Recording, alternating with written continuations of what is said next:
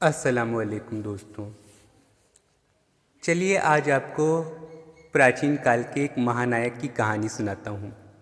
कहानी के किरदारों के नाम मैं शुरू में आपको नहीं बताऊँगा ताकि आप अपने अंदाज़े लगा सकें।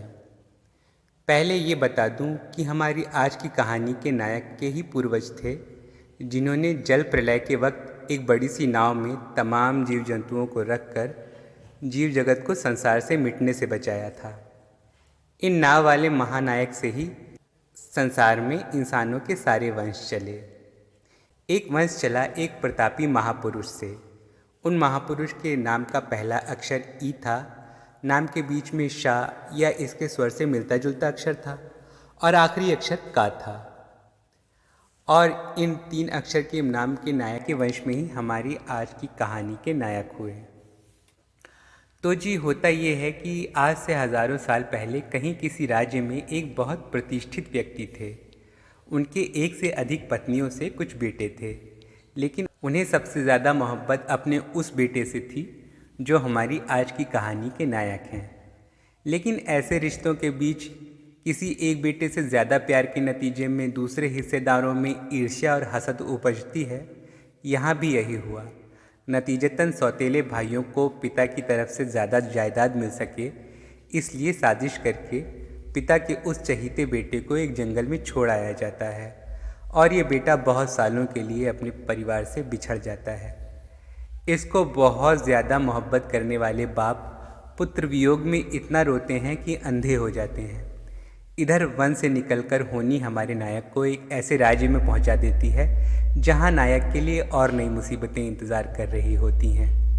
होता ये है कि हमारा नायक बहुत ज़्यादा सुंदर था, इतना ज़्यादा कि उसे देखकर कोई भी औरत मोहित हुए बिना नहीं रहती। सो राज परिवार की एक प्रभावशाली विवाहिता स्त्री जिसके नाम का अंतिम अक्षर खा था, वो नायक पर मोहित हो गई और एकांत में नायक के आगे प्रणय निवेदन करने लगी। नायक को व्यभिचार के लिए मजबूर करने की कोशिश करने लगी, मगर हमारा नायक धर्म की मर्यादा की रक्षा करने वाला पुरुष था। नायक ने उस औरत के इस अनुचित बुलावे को ठुकरा दिया। तब उस औरत को इस पूरे घटनाक्रम पर अपनी नाक कटने जैसा क्षोभ हुआ और उसने राज्य के शासक को मजबूर किया कि वो नायक के विरुद्ध कठोर कार्यवाही करे। शासक उस स्त्री की बातों में आकर हमारे नायक के विरुद्ध हो गया, जिस वजह से हमारे नायक को फिर वर्षों कष्ट उठाने पड़े। पर अंततः जिस राज्य ने हमारे नायक को वर्षों कष्ट दिए, कहानी के अंत में हमारे नायक को उसी राज्य के राज दरबार में सर्वोच्च स्थान मिल जाता है और उनका अपने बिछड़े हुए परिवार से भी पुनर्मिलन हो जाता है और इस तरह इस कहानी का सुखांत होता है। अब आप बताएं, ये कहानी किस नायक की है? क्या कहा? ये कहानी महर्षि मनु के वंशज राजा इक्ष्वाकु के वंश में जन्मे मर्यादा पुरुषोत्तम राम की लगती है।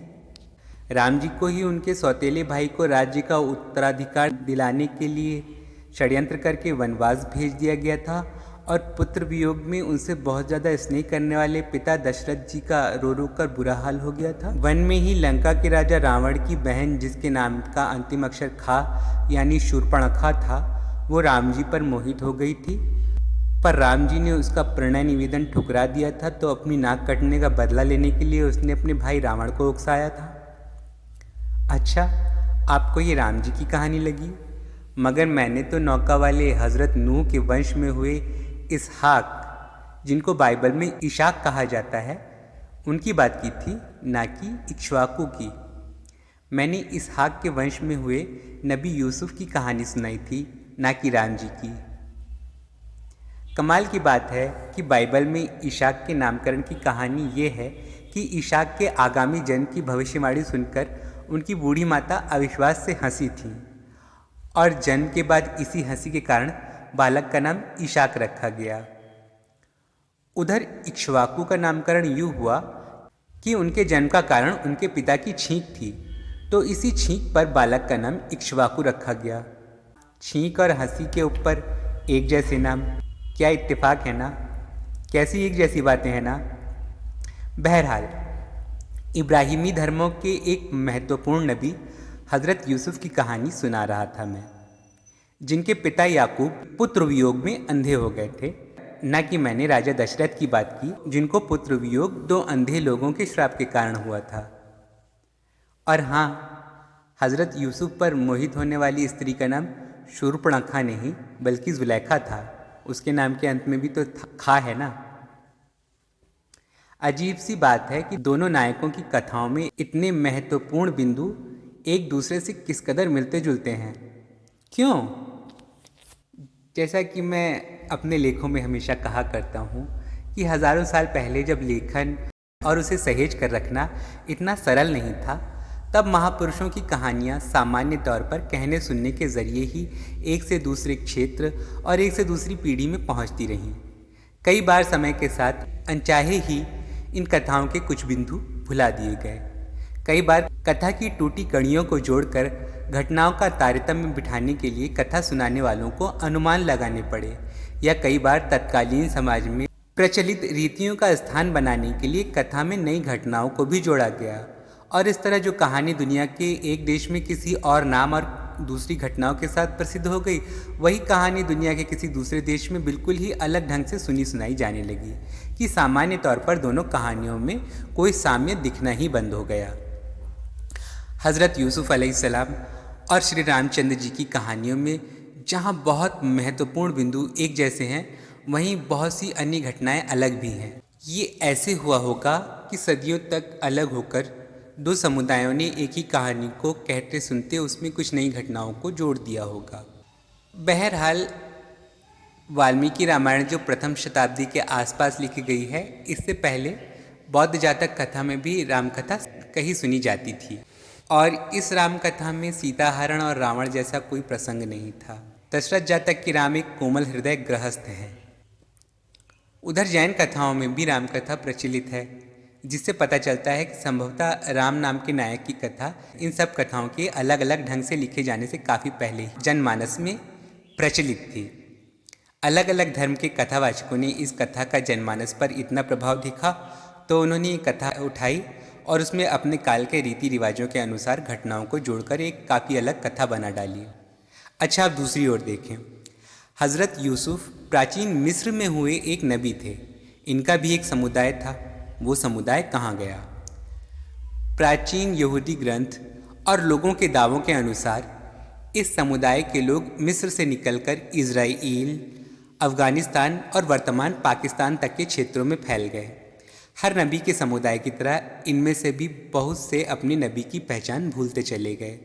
मिस्र का इतिहास कहता है कि मिस्र में नूह अलैहिस्सलाम के बेटे हाम की संतानें आबाद हुई। यहूदी ग्रंथ में हाम के एक बेटे कुश और कुश के बेटे रामा का नाम दिखता है। ये भी गज़ब इत्तेफाक है कि राम एक अरबी लफ्ज़ है। मिस्र में भी ये नाम चलता था। अरबी में राम का मतलब होता है धनुर्धर। भारत में भी राम धनुर्धारी हैं और राम का मतलब धनुर्धारी है अरबी में भी।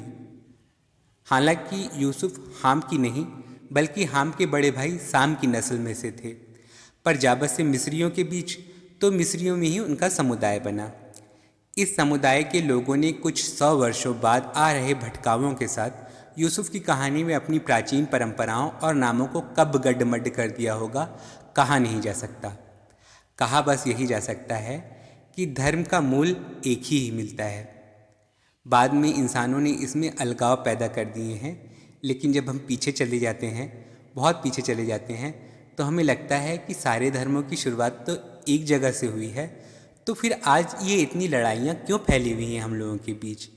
क्यों नहीं हम लोग अपने मूल को याद करते हैं, उसको पहचानने की कोशिश करते हैं, और ये लड़ाई झगड़े भूलकर आपस में भाई भाई बन के क्यों नहीं रहते हैं? सोचिएगा इस बारे में। शुक्रिया।